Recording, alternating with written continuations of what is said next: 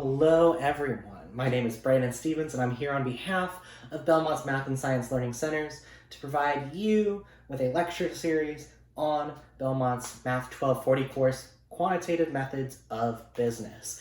We at Belmont's Math and Science Learning Centers strive to help students succeed in their math and science courses, whether it be through our no reservation tutoring or even just providing our students with resources for them to go and review.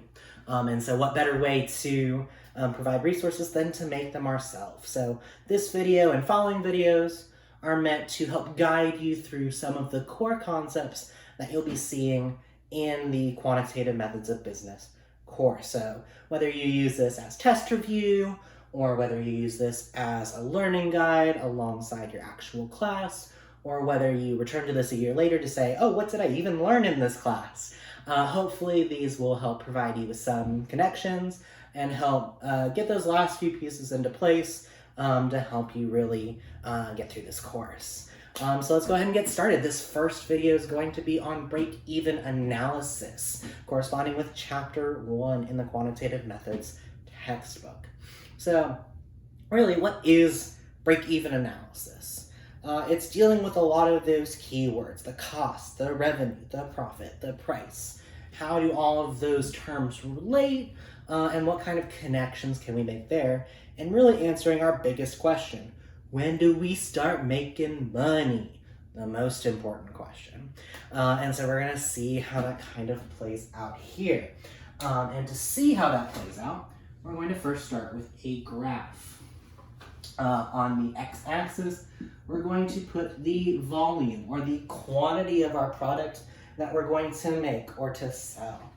And over here, we got the money. How much money are we going to make, or how much money are we going to have to put in to this business? So let's talk about the red first. Let's talk about the costs.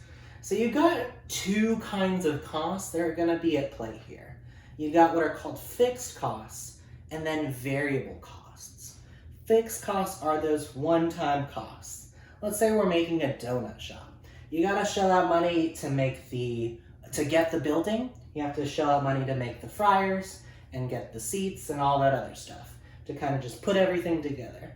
It doesn't really rely on how many donuts you actually make. You just have to shell out the money. Those are our one-time costs. And that's going to correspond to some amount of money being put up front. Then you've got your variable costs. Variable costs depend on how many donuts you're actually going to be producing. It's going to be the ingredients needed to make the donuts, the flour, the sugar, the butter, the oil, the chocolate, the other stuff that goes into donuts, because I've never made donuts before, but they're delicious. So that's going to incur some costs. The more donuts we make, the more those costs are going to start accumulating. So we're going to have a line that kind of slopes upward like this. We've got our one-time cost, and then the more donuts we make, we have a little bit more cost. So that is our cost. Now let's think about the good stuff, the revenue, the money being brought in. Now, if we make no donuts, if we sell no donuts, we're not going to be making any money. But if we sell donuts for $5 each, then we're going to start seeing some kind of increase in the profit we make. So that is going to be our revenue. That's going to be our money that we're bringing in. The more donuts we sell, the more money we stand to make. And you'll notice we have a point here where our revenue is equal to our cost. That is our break-even point. Now that break-even point has both a volume and a dollar amount. That volume is going to be mostly what we're going to be looking for in this chapter. Now, of course, if you're looking for the break-even revenue, first you'll have to find the break-even volume, but that'll be super simple, and we'll talk about that in a second. So now that we've looked at it graphically, let's kind of put it together equation-wise.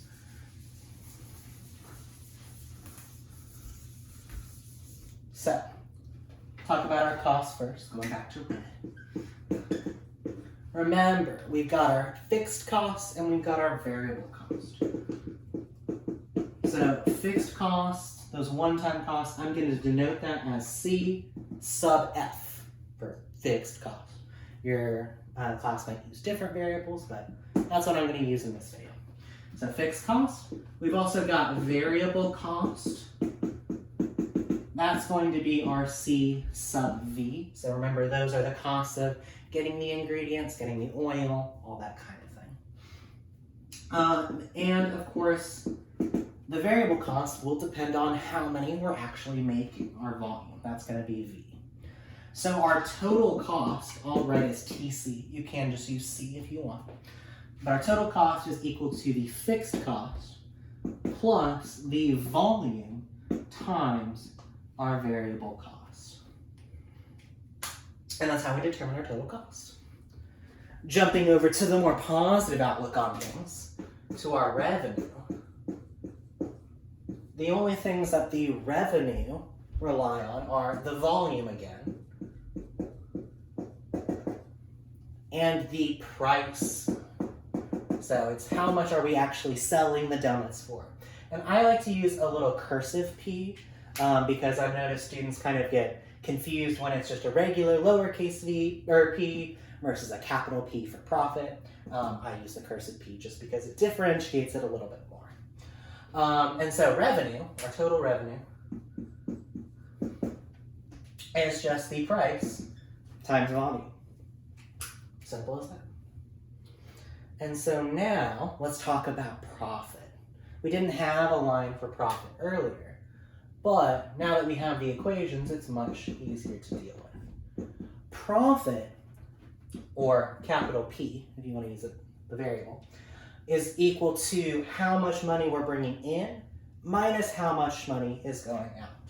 So it's our total revenue minus our total cost, which if you want to go further, you can write as the price times the volume minus this whole mess. So make sure to put that in parentheses because that's where I see a lot of students trip up. So fixed cost plus the volume times variable cost.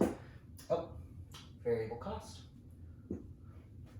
And of course, if you want to go ahead and distribute that negative, you can think of it as price times volume minus fixed cost minus the variable, or the volume times the variable cost. And that's how you find your profit. Okay, that's all well and good, but let's get back to the heart of the matter. We want to know about this break-even point. So when we're doing the break-even point, it's necessary to remember to start with what the break-even point really means.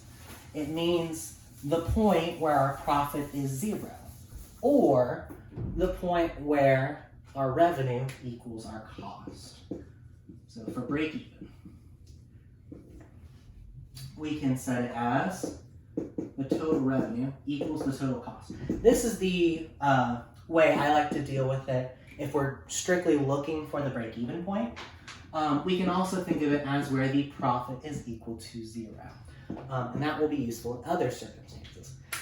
More specifically, when the profit is not 0. Let's say you want a profit of $2,000. Start there, and you'll be able to figure it out. But I'm going to start with total revenue equals total cost. And so, remembering those formulas, we're going to go ahead and plug that in. So that's the price times the volume is equal to the fixed cost plus the volume times the variable cost. That is our equation for break-even point. And if you ever get confused, come back to this. Come back to this idea. Because you can solve for anything if you have this equation. Let's say you're looking for fixed cost, but you know the other stuff, boom, easy. Or let's say you're looking for variable cost, plug everything else in, you're good. But let's go a little bit further. Let's actually find a formula for the break-even volume. Now, if you remember from algebra, if you've got a v on both sides, the first thing to do is get all of the v's on the same side. So I'm going to subtract that whole term, that v times cv, from both sides, because it'll cancel. And we've got price times volume minus volume times variable cost. That's our fixed cost. And now, since both of these have a times V, we can factor that out. So V times the price minus the variable cost is our fixed cost.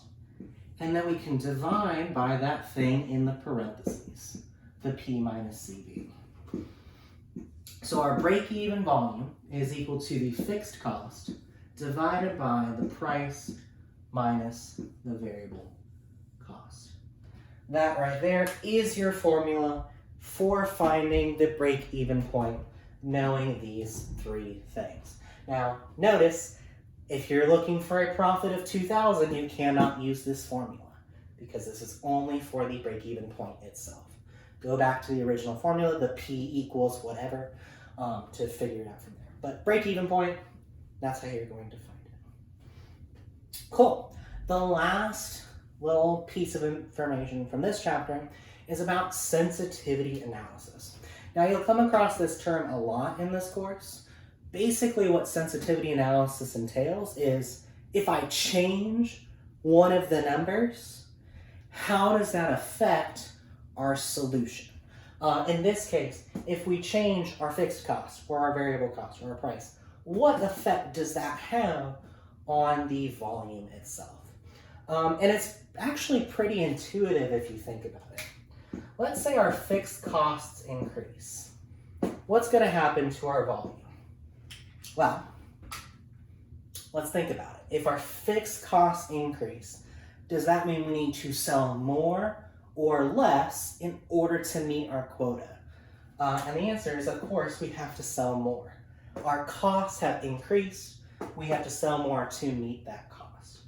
And the same thing happens with variable cost. If that increases, our volume is also going to increase because we have to sell more to meet those costs.